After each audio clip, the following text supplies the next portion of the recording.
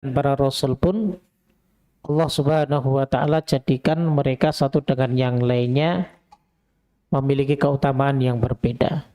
Dan khususnya Rasul kita Muhammad sallallahu alaihi wasallam merupakan rasul yang lebih utama dibanding para rasul-rasul yang diutus oleh Allah Subhanahu wa taala yang lainnya. Begitu juga Allah memilih tempat-tempat yang di tempat tersebut Allah jadikan kemuliaan di dalamnya. Ada keberkahan yang bisa diambil dari hamba-hamba Allah Subhanahu wa taala yang lainnya. Contoh, Mekah ini menjadi tempat yang paling utama di atas muka bumi ini. Sehingga sekarang musim haji, ibadah haji itu ya dilaksanakan di kota Mekah. Dia tidak dilaksanakan di kota-kota yang lainnya. Dan kita tahu bahwa ibadah haji merupakan salah satu rukun di antara rukun Islam yang 5. Ya. Tidak ada ibadah haji dilaksanakan di Indonesia. Tidak ada ibadah haji yang dilaksanakan di Iran. Tidak ada ibadah haji yang dilaksanakan di negara-negara yang lainnya. Ya. Jadi haji sah dilaksanakan yang di kota Mekah. Begitu. Begitu pula tempat-tempat yang lainnya seperti Madinah. Ya, dia juga memiliki keutamaan. Yerusalem, dia punya keutamaan. Masjid pun merupakan tempat yang Allah Subhanahu wa taala jadikan sebagai tempat terbaik dibanding tempat-tempat yang lainnya. Jadi ini yang memilih Allah, bukan makhluknya. Jadi ini merupakan hak Allah. Makanya lanjutan dari surat Al-Qasas ayat 68 itu Allah sebutkan makana lahumul khiyarah. Sekali-kali tidak ada pilihan bagi mereka. Ya. Artinya tidak ada campur tangan dari makhluk Allah atas pilihan Allah Subhanahu wa taala. Begitu. Baik, jemaah sekalian rahimakumullah. Begitu pula juga Allah memilih waktu dan hari-hari lebih utama dibanding waktu dan hari-hari yang lainnya. Ya. Di antaranya adalah dalam 12 bulan ini ada bulan Ramadan. Bulan Ramadan merupakan bulan di antara 12 bulan yang lainnya yang memiliki keutamaan lebih. Ya. Di dalamnya banyak sekali keberkahan yang bisa kita dapatkan.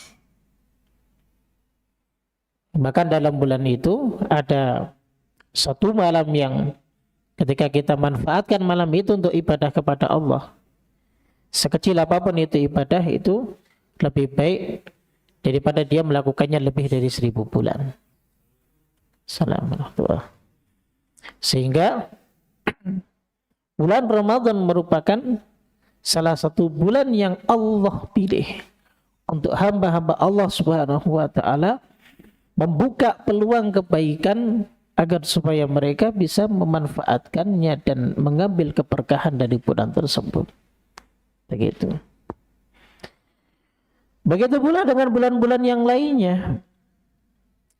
Di antaranya adalah Ashhurul Hurum. Bulan haram. Haram yang dimaksud di sini adalah bulan suci. Sebagaimana diterangkan oleh Allah Subhanahu wa taala dalam surat At-Taubah ayat yang ke-36. Allah Subhanahu wa taala berfirman, "Inna iddatash syuhuri 'indallahi 12 syahra fi kitabillah." Yang artinya adalah sesungguhnya bilangan bulan pada sisi Allah itu ada 12 dalam ketetapan Allah. Yauma khalaqas samawati wal arda, waktu Allah menciptakan langit dan bumi. Minha, di antara 12 bulan itu ada arba'atun hurum, 4 bulan haram. 4 bulan haram ini apa saja? Dijelaskan oleh Rasulullah SAW dalam hadis riwayat Imam Bukhari dan Muslim. Beliau alaihi salatu wassalam bersabda, "Az-zamanu qad istadara kahayatihi." Sesungguhnya zaman itu berputar sebagaimana mestinya. Yauma khalaqas samawati wal arda, ketika Allah menciptakan langit dan bumi.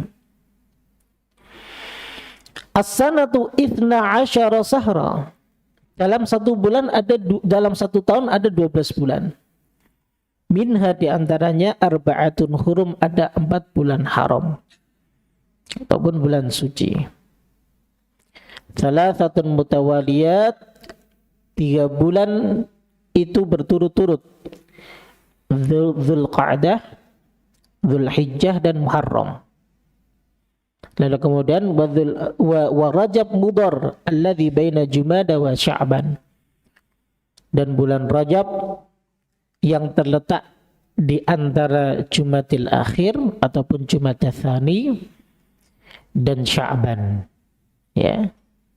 Jadi hadis ini diriwayatkan oleh Imam Bukhari dan Muslim. Jadi ini yang menentukan Allah. 4 bulan suci ini. Ya. Makanya dalam 4 bulan ini Allah Subhanahu wa ta'ala melarang kita untuk berbuat zalim. Allah meneruskan dalam surat At-Taubah ayat 36 ini, "Fala tadzlimu fihinna anfusakum."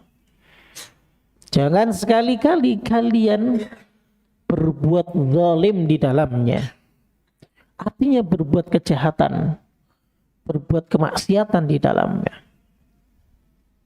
Karena kata Ibnu Abbas radhiyallahu ta'ala anhuma, bahwa kezaliman yang dilakukan oleh seorang hamba di 4 bulan ini, maka balasannya akan dilipat gandakan oleh Allah Subhanahu wa ta'ala. Begitu pula kebaikan yang dilakukan oleh hamba pada 4 bulan ini pun pahalanya akan dilipat gandakan oleh Allah Subhanahu wa ta'ala. Nah, sekarang jemaah, kita sedang berada di hari-hari di antara bulan-bulan haram. Kita berada di bulan Dzulhijjah. Ya. Salah satu dari bulan haram terletak antara Dzulqa'dah dan Muharram. Ya. Kita pun berada di hari-hari di awal bulan Dzulhijjah. Allah lebih mengkhususkan lagi di dalam firman-Nya di surat Al-Fajr, "Wal fajri wa layalin 'ashr." Demi waktu fajar. Wa layalin 'ashr, dan malam-malam yang 10. Meskipun para ulama berbeda pandangan tentang makna dan malam-malam yang 10. Akan tetapi mayoritas ulama mengerucut makna dan malam-malam yang 10 demi malam-malam yang 10 di sini adalah 10 hari awal di bulan Dzulhijjah. Kenapa? Karena dibantu dengan dalil hadis Nabi SAW yang diriwayatkan oleh Imam Abu Dawud. Ada sedikit kata yang berbeda yang dibawakan oleh Imam Al-Bukhari rahimahullahu ta'ala, tapi memiliki makna yang sama. Nabi kita alaihi salatu wassalam bersabda, "Ma min ayyamin al-amalu salihu fiha," kalau riwayat Bukhari, "fihinna ahabbu ilallah min hadhil ayyam." Tidak ada satu amal soleh yang lebih dicintai oleh Allah melebihi amal soleh yang dilakukan pada hari-hari ini. Yakni yang dimaksud oleh Nabi SAW al-ashru al-awwal min Dzulhijjah, 10 hari pertama di bulan Dzulhijjah. Hal ini membuat para sahabat Nabi SAW ingin bertanya kepada beliau, ya, Apakah sebesar itukah amalan yang dikerjakan di 10 awal di bulan Dzulhijjah ini nilai pahalanya? Sampai dibandingkan dengan nilai pahala Dzulwatus Sanami fil Islam, puncak tertinggi di dalam Islam, amalan yang tertinggi di dalam Islam yaitu jihad di jalan Allah. Sehingga para sahabat bertanya, ya Rasulullah, wahai Rasulullah, walal jihad fi sabilillah, tidak pula dengan amalan jihad di jalan Allah? Maka Rasul SAW menjawab, walal jihad fi sabilillah, tidak pula dengan jihad di jalan Allah. Illa kecuali rajulun kharaja binafsihi wa malihi falam yarji' bidzalika syai'. Kecuali seseorang yang dia keluar untuk berjihad dengan jiwa dan hartanya, ya, dan tidak kembali setelah itu, ya, tidak kembali setelah itu, artinya dia syahid. Tapi amaliyatul jihad fi sabilillah, ternyata nilai pahalanya tidak lebih besar dibanding ibadah yang kita kerjakan di hari-hari kita ini, jemaah. Ya. Sehingga kalau kita membahas khusus tentang bulan Dzulhijjah secara umum, karena dia termasuk bulan haram, ada larangan kita untuk berbuat maksiat kepada Allah. Dan yang kedua, secara umum pula, karena dia termasuk bulan haram, bulan suci, ketika dosa itu akan dilipat gandakan balasannya, maka amal soleh pun akan dilipat gandakan pahalanya di sisi Allah Subhanahu wa ta'ala. Ya. Maka subhanallah, ya, Al-Imam Ibnu Rajab Al-Hambali rahimahullahu ta'ala ketika mengomentari hadis ini sampai beliau mengatakan apa? Wa in kana ahabbu ilallah fahuwa afdal indah. Kalau seandainya hari-hari ini, ya, para hamba-hamba Allah melakukan amal saleh itu lebih dicintai oleh Allah, berarti, ya, hal tersebut lebih afdal di sisi Allah Subhanahu wa ta'ala. Sehingga sayang jamaah, kalau kita melakukan perbuatan dosa, khususnya di hari-hari kita di bulan Dzulhijjah ini, ya, dan sangat disayangkan kalau kita tidak memanfaatkan hari-hari yang utama di sisi Allah ini untuk beramal saleh.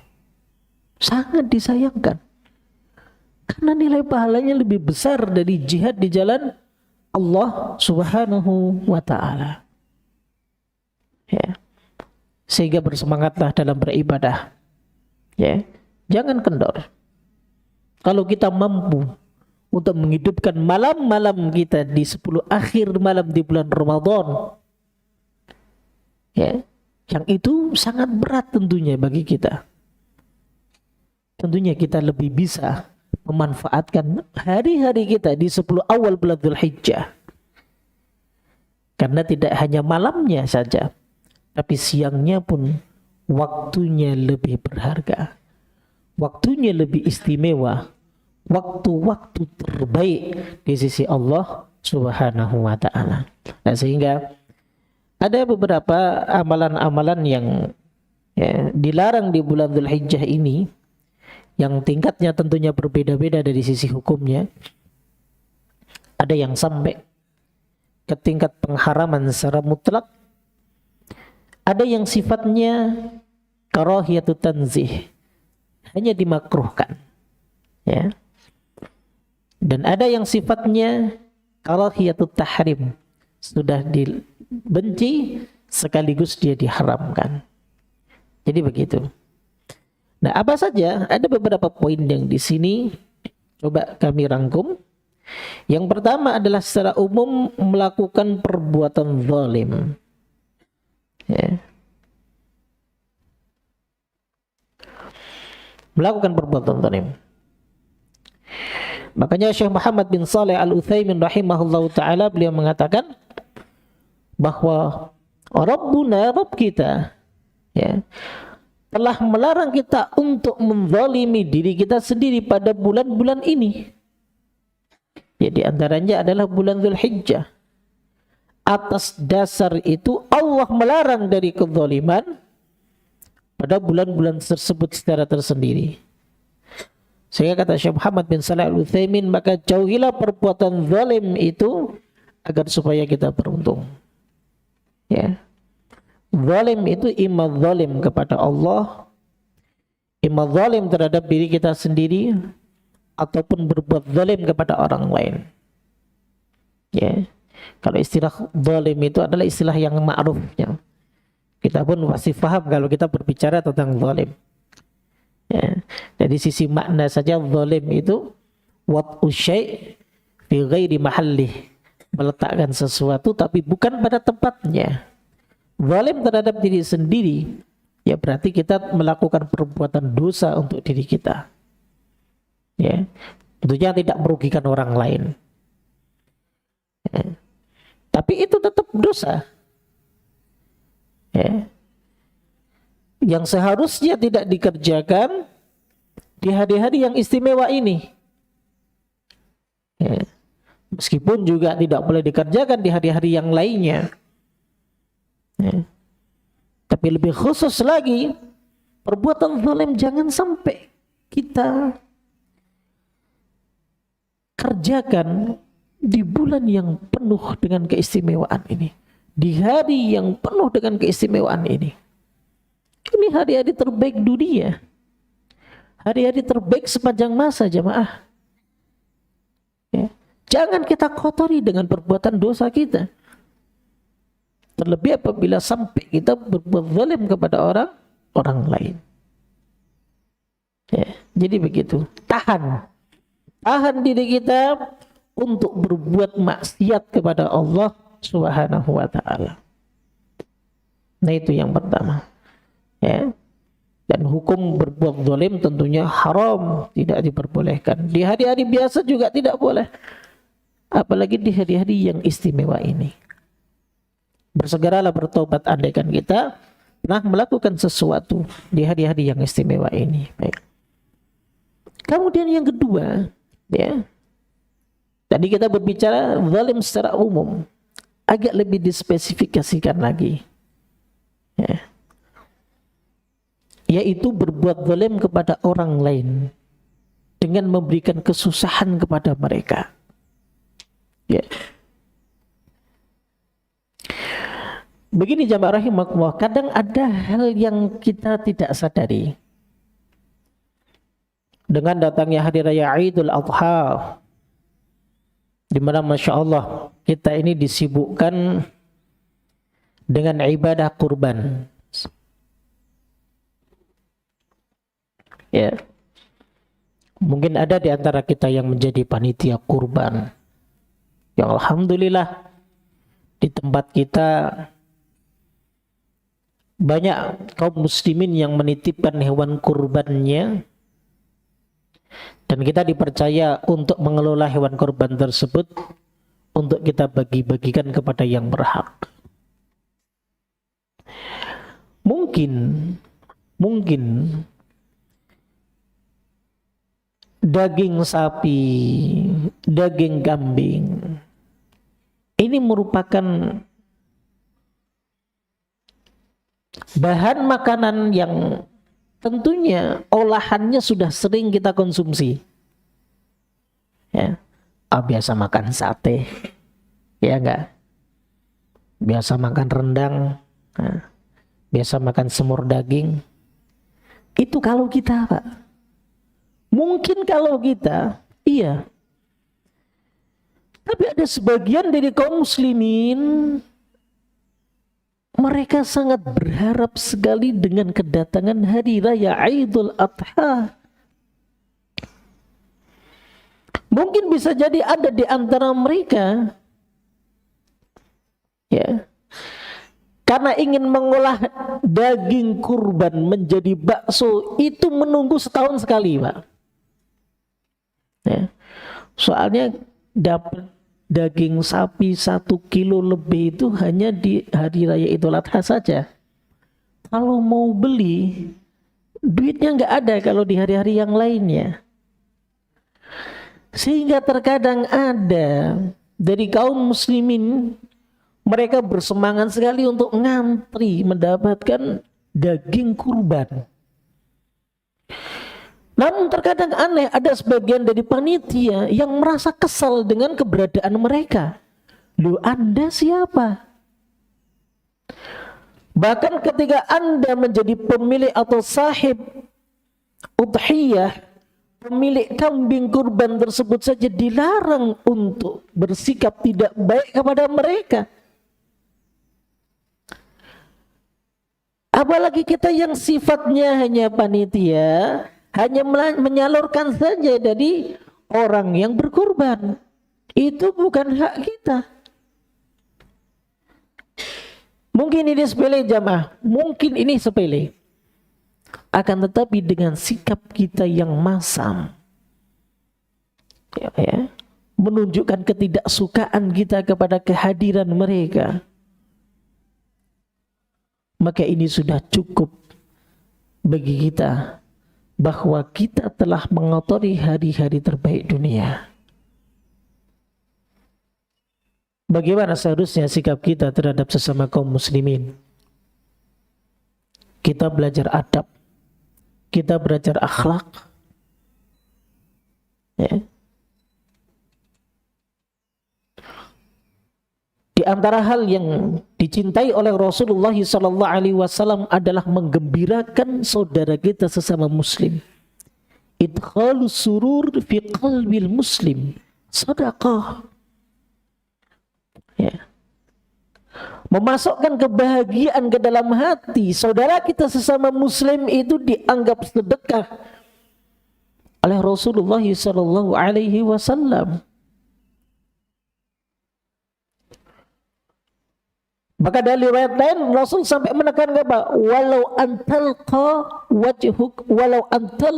akhaka biwajhin talqin. Meskipun hanya sekedar kau berjumpa dengan saudaramu sesama muslim dengan wajah yang ceria.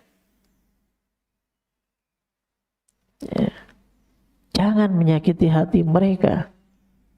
Jangan merasa karena kita mampu, sudah terbiasa memakan daging hewan kurban, kemudian bersikap tidak baik terhadap saudara-saudara kita yang berharap 1 tahun sekali mereka bisa merasakan nikmatnya makan daging kambing 2 kilo, 3 kilo untuk mereka santap bersama keluarga mereka.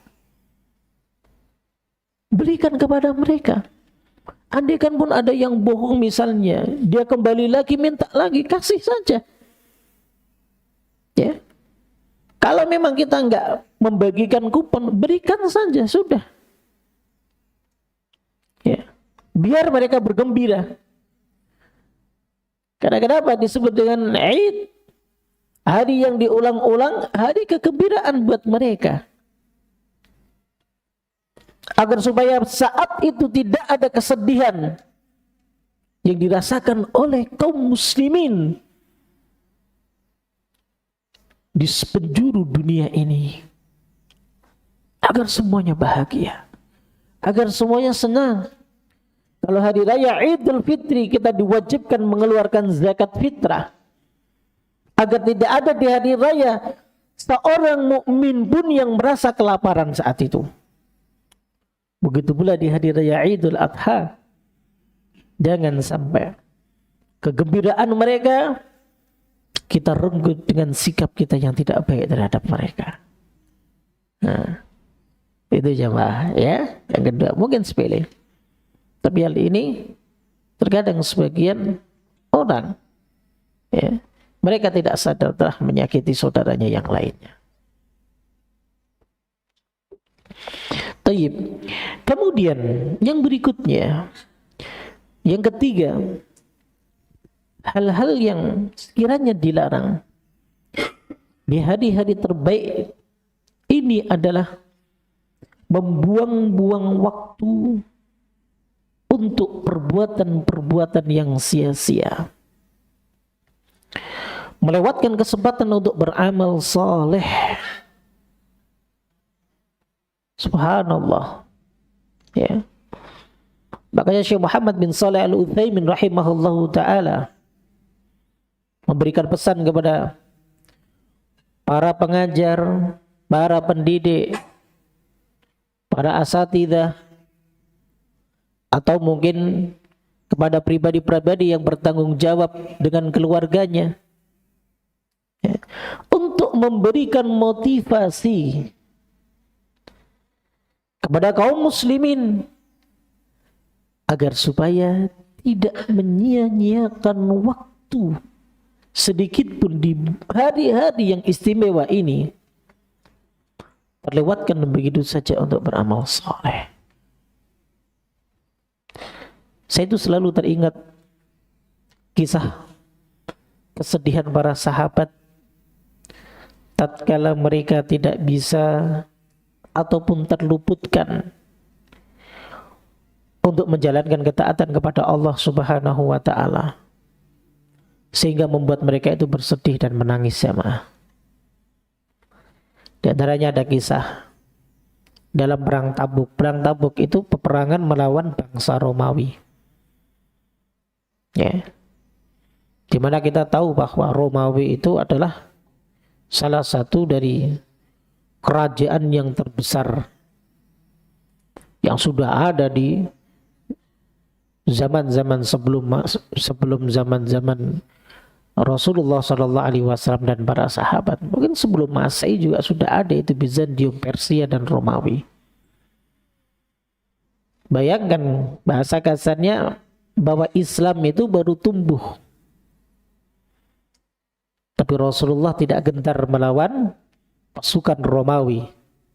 Ketika mendengar bahwa pasukan Romawi akan menyerang kaum muslimin, maka Rasulullah Sallallahu Alaihi Wasallam mengumumkan kepada semua kaum muslimin untuk mempersiapkan diri melawan mereka.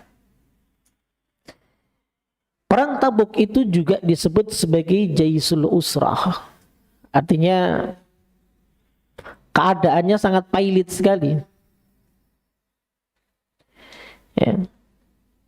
Bertepatan dengan musim panas. Kemudian juga saat itu kaum muslimin sebagian besarnya mereka dalam keadaan pailit, krisis ekonomi. Sehingga ketika Rasulullah memberikan motivasi, ya tidak banyak dari para sahabat yang menyumbangkan hartanya, ya, untuk membantu terlaksananya peperangan tersebut. Dan tidak sedikit pula para sahabat yang mereka yang sangat rindu berperang, rindu dengan ketaatan, namun mereka tidak mampu disebabkan karena mereka tidak memiliki perbekalan. Sehingga datang kepada Rasulullah Sallallahu Alaihi Wasallam bukan meminta uzur. Ya Rasulullah, saya nggak punya bekal, jadi mohon maaf, saya nggak bisa datang, nggak bisa ikut dalam peperangan ini ya Rasulullah. Tidak. Datang ke Rasulullah minta bekal. Dan bekal yang diminta bukan hewan tunggangan. Bekal yang diminta bukan makanan untuk perbekalan dalam perjalanan mereka. Makanya para ulama menyebutkan masa'alu al-khail masa'aluhu illa ni'al. Yang mereka minta itu bukan hewan tunggangan, tapi yang mereka minta hanya sepasang sendal untuk melindungi telapak kaki mereka dalam perjalanan. Itu saja. Tapi tetap Rasulullah Sallallahu Alaihi Wasallam hanya memberikan uzur kepada mereka, jemaah. Subhanallah. Mereka kembali dalam keadaan sedih. Sehingga diungkapkan dalam bait syairnya Al-Imam Ibnu Rajab Al-Hambali rahimahullahu ta'ala, di antaranya adalah kesedihan mereka bukan karena kehilangan dunia. Kesedihan mereka disebabkan karena kehilangan kesempatan untuk menjalankan ketaatan kepada Allah Ta'ala. Subhanallah. Ya. Masih adakah kesedihan dalam hati kita beberapa hari yang terlewatkan di awal bulan Dzulhijjah ini? Ya. Masya Allah. Harusnya kita merasa bersedih, jamaah. Ayo muhasabah diri. Masih tersisa beberapa hari ke depan. Manfaatkan hari-hari kita. Yang mampu berpuasa. Yang tidak mampu ibadah puasa, maka lakukan kesibukan yang lainnya. Yang bernilai pahala di sisi Allah Subhanahu wa ta'ala. Seperti itu. Ya. Jangan lewatkan kesempatan untuk beramal soleh sedikit pun. Ini paling penting. Ya. Tayyib. Kemudian yang berikutnya, kesalahan yang sering ada pada kaum muslimin adalah meremehkan amal soleh, khususnya amalan-amalan sunnah. Ya.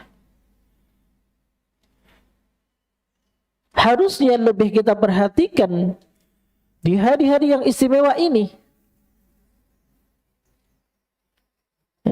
Sekecil apapun amal saleh tadi sudah kita sebutkan, kita contohkan, walau antalqa akhaka biwajhin talq, meskipun hanya bermuka manis, senyum di hadapan saudara kita sesama muslim, itu perkara yang ringan, tapi jangan sampai kita remehkan. Ya. Jadi seperti itu. Kemudian poin berikutnya, tidak banyak berdoa. Tidak banyak berdoa. Padahal ada satu hadis Nabi, ya, yang diriwayatkan oleh Imam Al-Tirmidzi. Ya. Beliau pernah bersabda bahwa sebaik-baik doa itu adalah doa di hari Arafah. Doa di hari Arafah. Ya. Makanya jamaah haji ketika wukuf di Arafah, apa yang mereka lakukan selama wukuf? Tidur? Apa pada ngopi? Apa pada bersenang-senang? Tidak. Yang mereka lakukan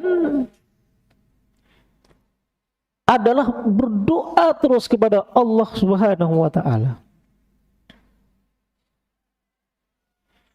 Karena hari itu adalah yaumud du'a. Sehingga yang bagi kita yang tidak mengerjakan ibadah haji, maka manfaatkan hari itu juga untuk berdoa kepada Allah Subhanahu wa ta'ala. Ya. Ya, tentunya di hari-hari yang lain juga berbanyak berdoa. Meminta kepada Allah kebaikan dunia dan kebaikan akhirat kita. Seperti itu. Baik. Kemudian yang berikutnya yang berkaitan dengan masalah udhiyah ataupun kurban. Maka bagi sahib udhiyah, dia dilarang untuk memotong kuku, mencukur semua rambut yang ada di tubuhnya. Ya. Meskipun larangan ini tidak mencapai kepada pengharaman. Kenapa? Karena dia tidak masuk ke dalam syarat sahnya menyembelih hewan kurban. Kalau dia masuk ke dalam syarat sahnya menyembelih hewan kurban, berarti memotong rambut, memotong kuku di 10 awal bulan Dzulhijjah ini hukumnya haram. Ya. Tapi dia sifatnya karahah. Haram yang sifatnya makruh, dibenci. Ya. Tidak sampai kepada tingkatan haram yang menyebabkan apa? Dosa bagi pelakunya, seperti itu. Hal ini disebutkan dalam hadis yang sahih riwayat Imam Muslim dari Ummu Salamah radhiyallahu taala anha.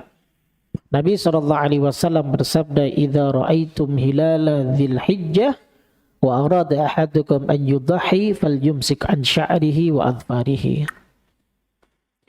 Jika kamu melihat hilal bulan Dzulhijjah dan salah seorang di antara kamu ingin berkurban, maka hendaklah ia menahan diri dari memotong rambut dan kukunya. Dalam riwayat lain disebutkan, "Fala ya'khudh min sya'rihi wala min adfarihi hatta yudhi." Jangan ia mengambil sesuatu dari rambut atau kukunya sehingga ia berkurban.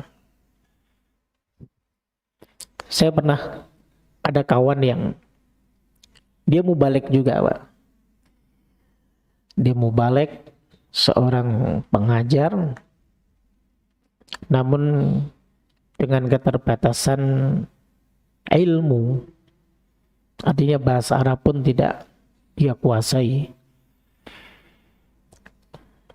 Ini kawan di waktu saya kuliah di Magister, ya.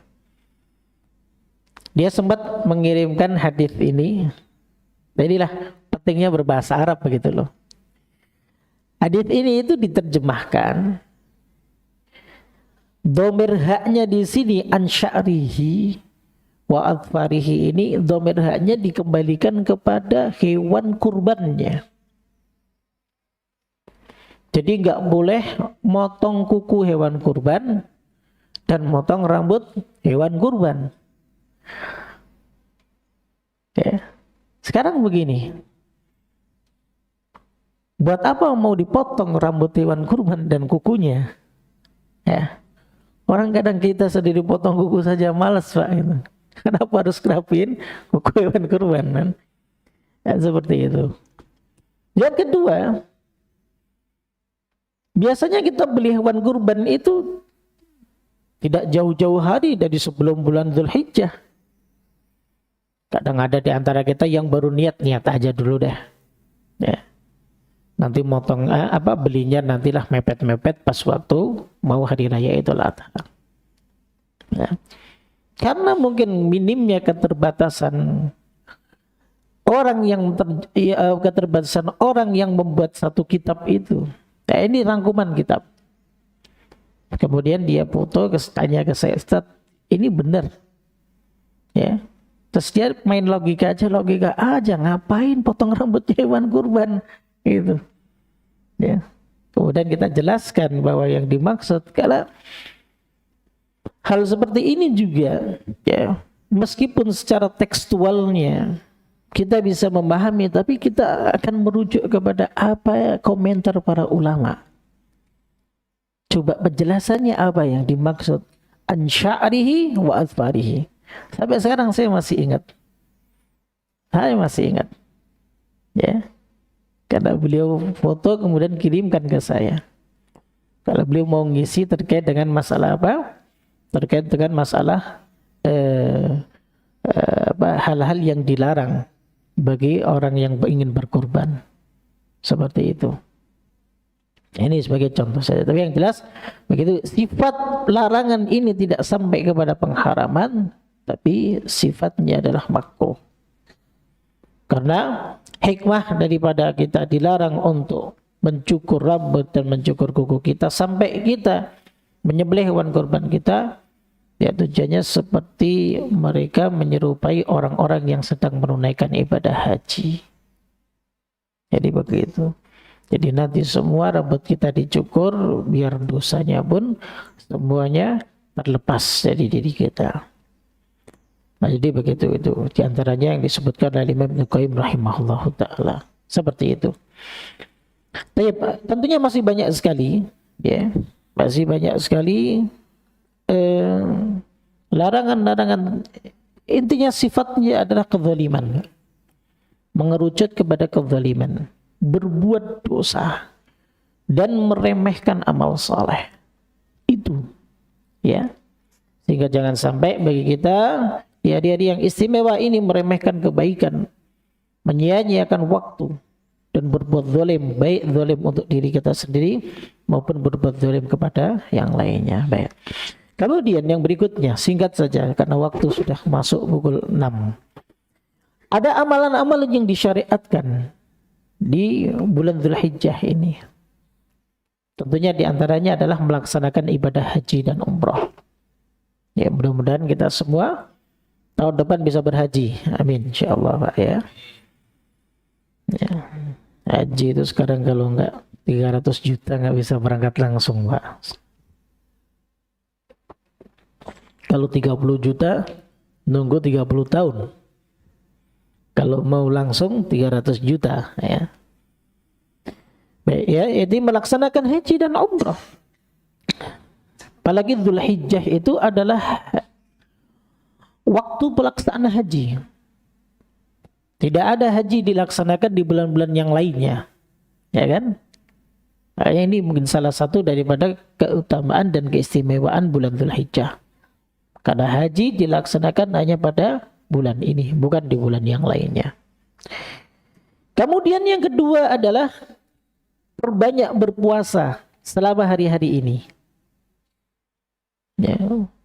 Meskipun sifatnya tidak wajib, tidak sunnah yang ditekankan, tapi ibadah puasa itu merupakan ibadah yang agung. Bahkan keutamaan berpuasa kan subhanallah. Nabi sendiri sampai mengatakan as-saumu li, meriwayatkan hadits qudsi dari firman Allah Ta'ala, as-saumu li wa ana adzibih.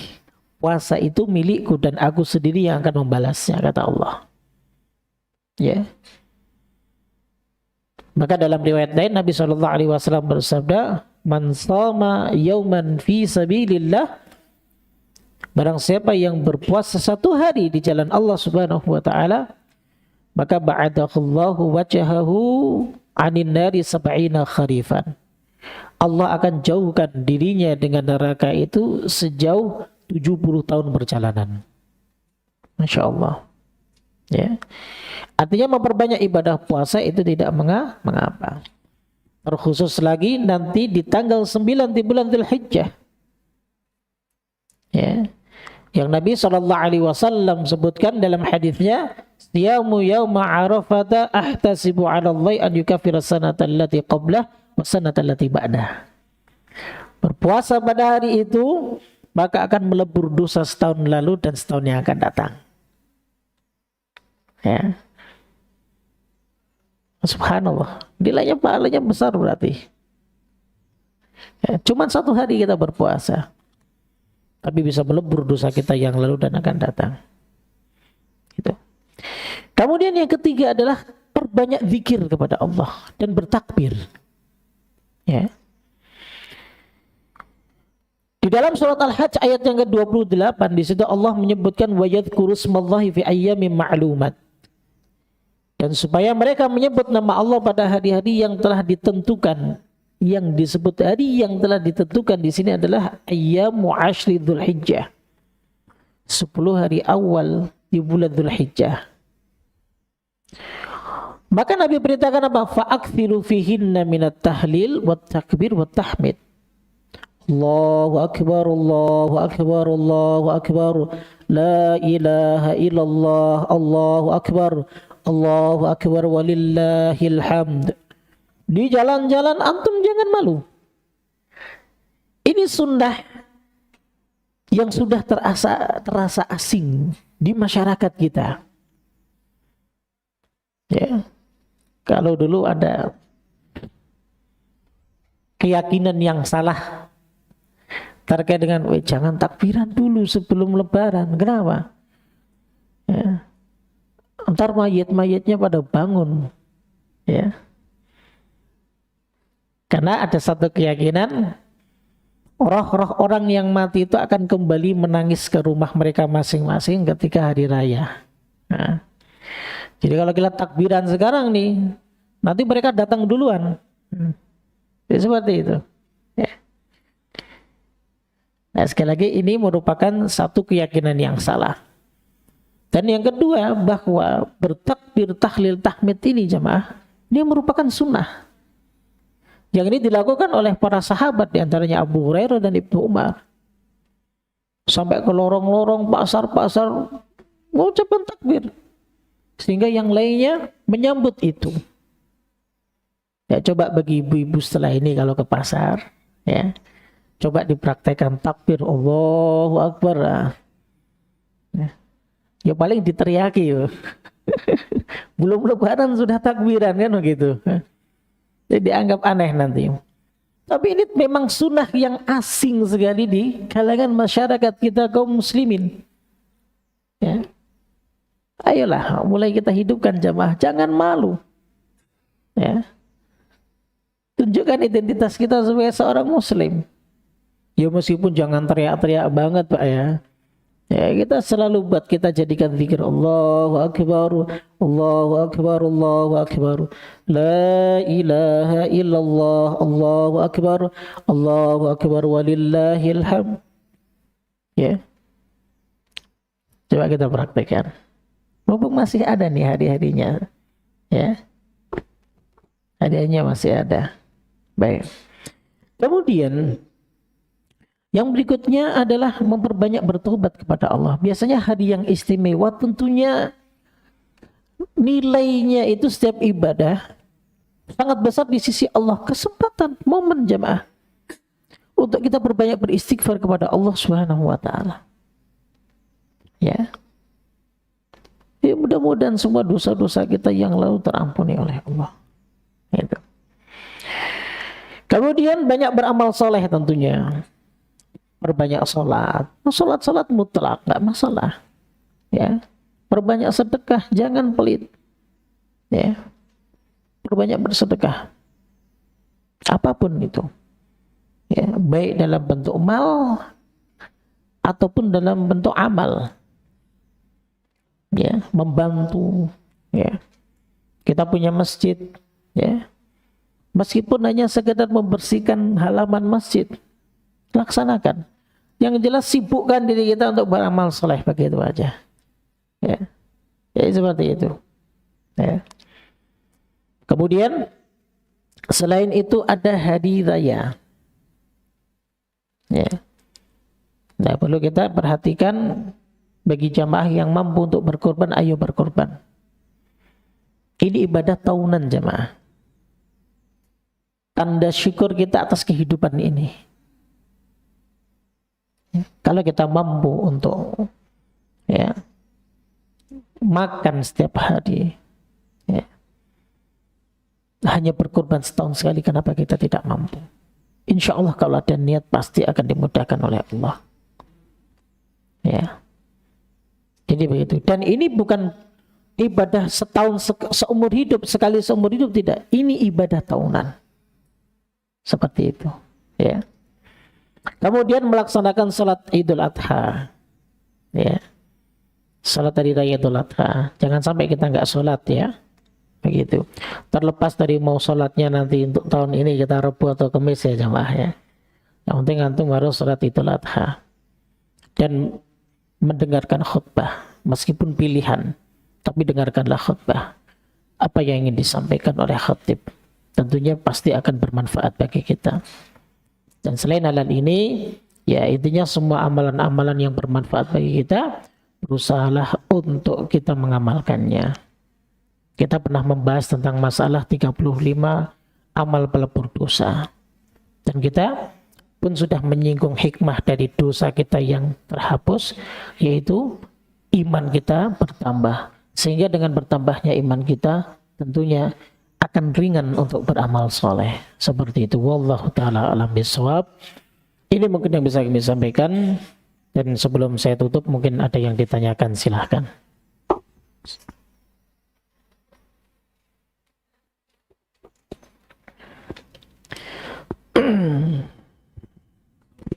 Waalaikumsalam warahmatullahi wabarakatuh. Beberapa orang itu ada batasannya, tapi di keluarga ada uang kas yang lebih dari 6 atau 10 orang, lalu kita sepakat untuk berkurban sapi. Apakah itu diperbolehkan, Ustaz? Tayyib, sapi berserikat maksimal 7 orang, Pak. Kecuali bagi yang 3 orang itu sifatnya menghibahkan uang kas itu. Paham enggak? Jadi di antara yang 10 itu ada 3 orang, ya sudah, saya hadiahkan kepada kalian. Tapi berserikatnya uangnya yang dihadiahkan. Tapi berserikatnya adalah hanya maksimal 7 orang untuk sapi. Ya. Untuk onta baru 10 orang. Nah, mungkin cocoknya bisa buat kurban onta, Pak. Tapi seperti itu ya. Jadi boleh di antara 3 itu, 10 tiganya itu dia hibahkan uangnya untuk ke-7 orang itu. Sehingga yang berserikat hanya 7 orang. Sebenarnya nggak mengapa Pak, hitung-hitungan seperti itu toh juga pahalanya juga mengalir kepada mereka. Ya kan? Sebagaimana kurban Nabi Sallallahu Alaihi Wasallam, ya, kambing yang satu itu untuk keluarga beliau. Para ulama menyebutkan mencakup semua keluarga Nabi Sallallahu Alaihi Wasallam, tentunya yang Muslim, baik yang masih hidup ataupun yang sudah wafat. Jadi seperti itu. Jadi pahalanya dapat semuanya. Ya. Jadi jangan khawatir jamaah. Kadang orang begini.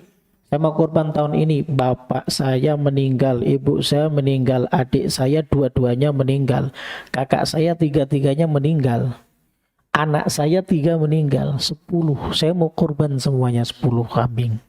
Gak perlu. Ya. Bapak kurban 1 kambing untuk keluarga bapak, pahalanya semuanya sudah cukup. Jadi begitu. Tapi kalau mau kurban 2, 3, 4, 5 itu afdal. Silahkan Pak. Nggak ada larangan, cuman ya 1 saja itu diperbolehkan. Makanya tadi kalau misalnya 10 karena berserikatnya maksimal 7, maka jadikan saja yang 3 itu mereka hibahkan untuk 7 orang ini, perserikatan 7 orang ini, dan niatkan korbannya untuk keluarganya. Selesai nilai pahalanya. Kadang orang sekarang begini, saya nggak menuduh mereka riya atau tidak. Kadang orang begini, yo, artinya kita nggak kurban dong, karena nggak ada nama kita. Nah itu selalu yang disebut karena nggak ada nama kita. Ya. Padahal kita sebagai keluarga, meskipun yang berkorban saudara kita, kalau dia niatkan untuk keluarga, semua kita pun dapat pahalanya. Dapat pahalanya. Jadi nggak usah khawatir. Ya. Jangan samakan pahala itu dengan kita dapat gaji dari manusia yang kadang dia lupa nyatatnya. Ini pahala yang nyatat Allah. Allah lebih tahu jemaah. Ya. 1, Allah lebih tahu. 2, ini sudah dirumuskan di dalam syariat. Sehingga bukan sifatnya mengada-ada. Tapi memang kita mendapatkan pahala. Jadi seperti itu Pak ya. Wallahu a'lam bishawab. Perserikatnya 7 orang. Bukan 10 orang.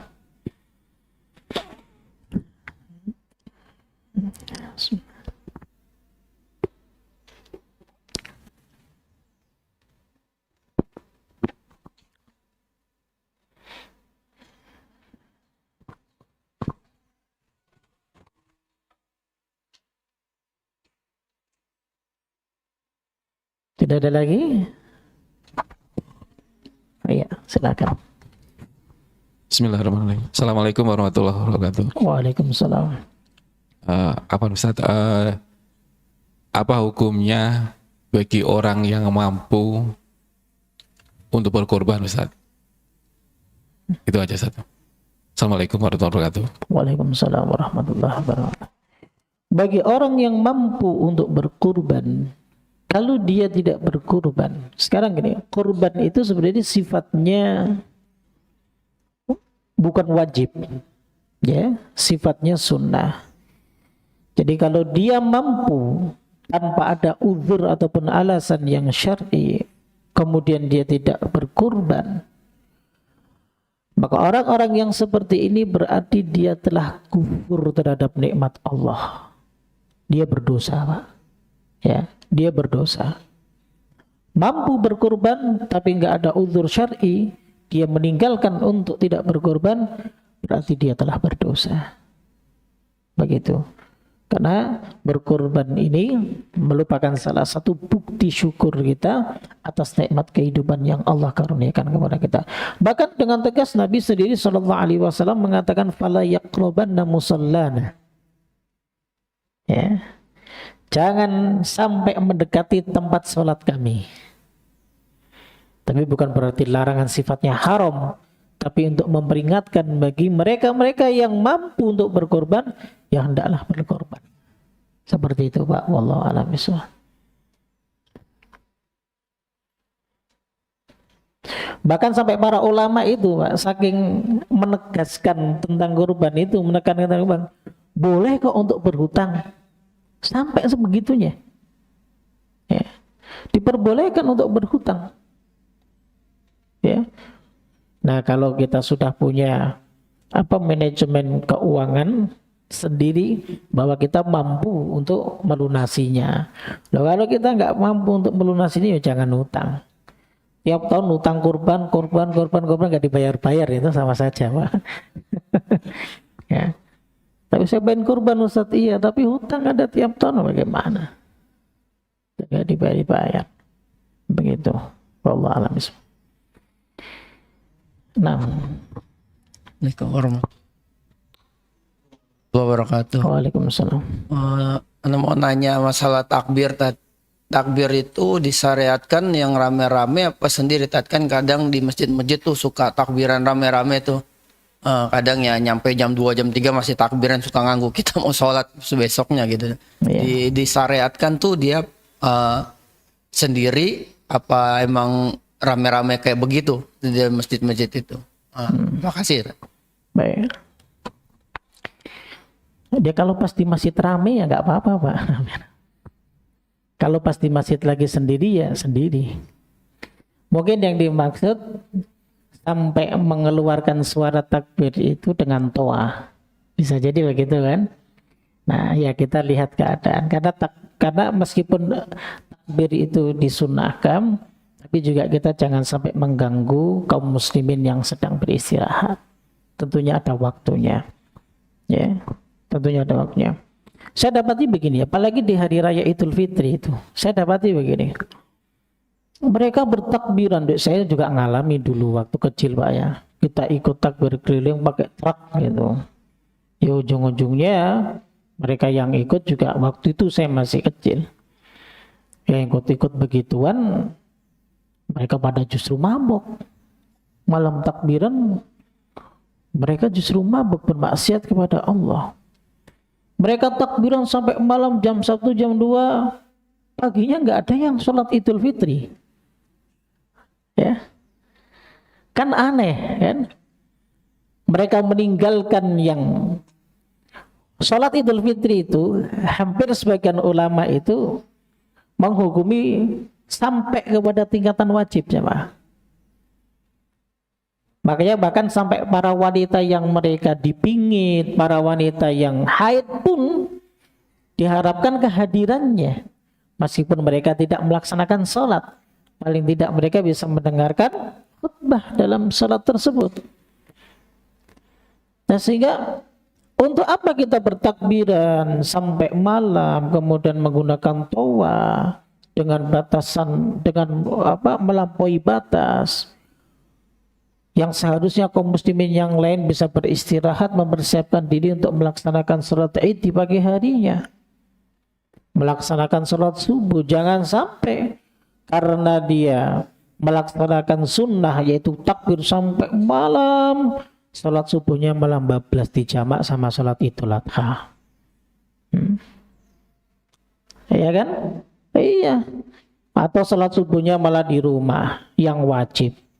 Sholat Idul Adhanya sholat bersama-sama jamaah. Kan terbalik. Begitu loh. Nah kalau ada yang mengatakan, Ustaz, saya meskipun takbir sampai larut malam, tetap saya sholat subuh di masjid dan sholat Id di bareng-bareng dengan yang lainnya. Iya, cuman Anda mengganggu kaum muslimin yang lain yang mau beristirahat. Begitu. Artinya begini, kalaupun pengen takbir tadi sebagaimana yang dicontohkan oleh para sahabat, ya takbir sendiri saja. Ya kan?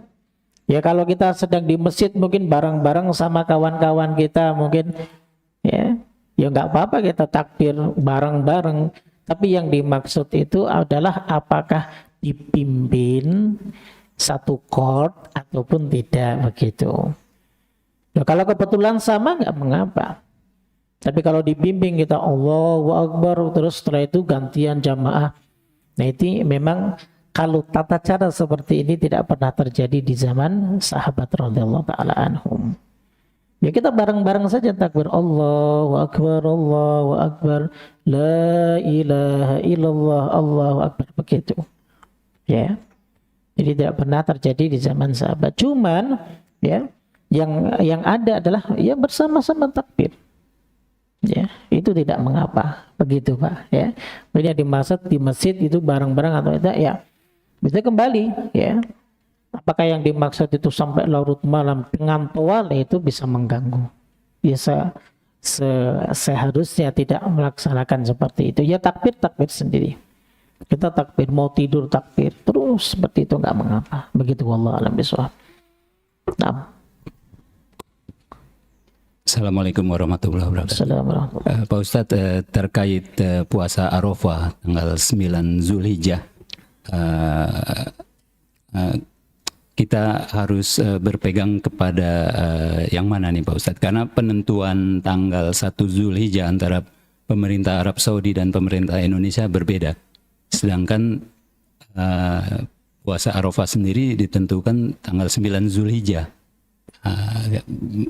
Menurut Pak Ustadz, bagaimana sebaiknya mengenai puasa Arafah ini? Terima kasih. Wassalamualaikum warahmatullahi wabarakatuh. Ini bukan menurut saya ya, tapi apa yang disebutkan oleh Syekh Muhammad bin Shalih Al-Utsaimin rahimahullahu taala. Ya. Beliau pernah mengatakan, mendapatkan satu pertanyaan. Idza ikhtalafa yaumu Arafah natijatan li ikhtilafil manatiq al-mukhtalifah.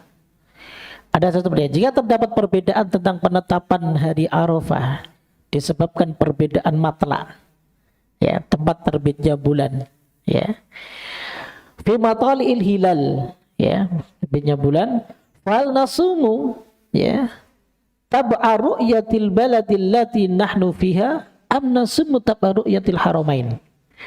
Ya. Apakah kami berpuasa mengikuti ru'yah negeri yang kami tinggali ataukah mengikuti ru'yah haramain, dua tanah suci, artinya mengikuti Saudi.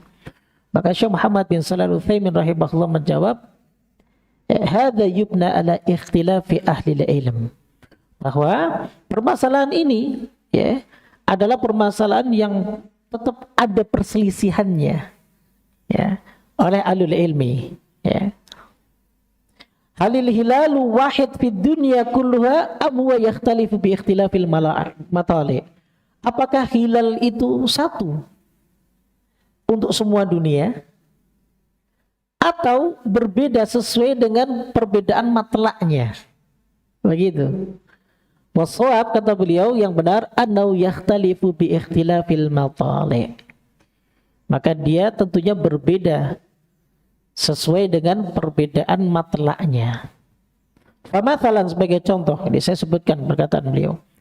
Idza kana al-hilalu qad ru'ya bi Makkah, jika hilal itu telah dilihat di Makkah, wa kana hadzal yaum huwal yaumut tasi', berarti hari ini hari yang ke-9 misalnya.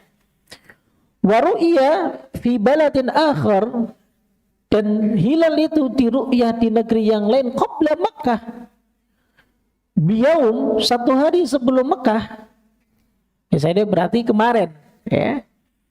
Wa kana yaumu Arafah indahum al-yaumul ashir, sehingga ketika di Mekah itu tanggal 9, tapi di negeri lain berarti tanggal 10 kan? Karena sebelumnya contoh. Fa innahu la yajuzu lahum an yasumu hadzal yaum li'annahu yaumul id. Karena nggak boleh berpuasa karena itu hari Id. Wa kadzalika law qudira annahu ta'akhkharatir ru'ya an Makkah wa kana al-yaumul tasi' fi Makkah wa huwa thamin indahum fa innahum yasumunu fi yaumit tasi' indahum al-muwafiq liyaumil ashir fil Makkah. Ya. Jadi kalau seandainya misal perbedaannya itu Mekah duluan dan kita akhirat, ya. Ya, sehingga kita berpuasa di hari di mana hari yang ke-9 di negeri kita. Jadi begitu, ya. Di hari yang ke-9 di negeri kita. Wa hadza huwal qaulur rajih, kata Syekh Muhammad bin Shalih Al-Utsaimin, dan ini adalah pendapat yang lebih tepat. Karena apa kata Nabi SAW? Idza ra'aitumuhu fasumu wa idza ra'aitumuhu fa'aftiru. Kalau kalian melihat hilal maka berpuasa. Kalau kalian melihat hilal maka berbukalah, yaitu berhari raya. Fahaula illadzi lam yura fi hujjatihim lam yakunu yarawnahu. Kama anna nasa bil isma'i yu'tabiruna tulu al-fajri wa ghurubi syamsi fi kulli mantiqatin bihasabiha. Ya sebagaimana masing-masing orang sesuai dengan peredaran waktunya di tempatnya masing-masing. Kapan itu matahari terbit dan kapan itu matahari tenggelam. Kan tentunya matahari terbit kita berbeda dengan matahari terbitnya di Saudi. Matahari tenggelamnya kita juga berbeda dengan matahari tenggelamnya di Saudi. Ya, sama saja dengan penentuan, ya, tergantung dengan ru'yah di negerinya masing-masing. Sebagaimana perbedaan terbit dan tenggelamnya matahari. Itu yang disebutkan oleh Syekh Muhammad bin Shalih Al-Utsaimin rahimahullahu taala. Sekali lagi, permasalahan ini adalah permasalahan khilaf, perselisihan yang artinya sudah lama terjadi. Jadi seperti itu. Namun ada satu kaidah yang menyebutkan hukmul hakim yarfa'ul khilaf. Mengikuti pemimpin itu dapat menghilangkan ataupun mengangkat perbedaan. Jadi seperti itu. Artinya begini, bahasa kasarnya beginilah. Ya selamatnya ya sudah, biarkan kita ikuti pemimpin. Apalagi pemimpin kita ataupun pemerintah kita sudah berusaha dengan menggunakan metode yang sebagaimana diajarkan oleh Rasulullah SAW.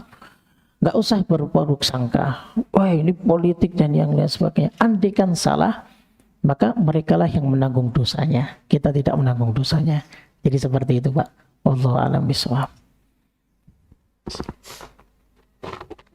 Cukup ya, kalau itu kita cukupkan. Subhanakallah wa bihamdik, asyhadu an la ilaha illa anta astaghfiruka wa atubu ilaik. Assalamualaikum warahmatullahi wabarakatuh.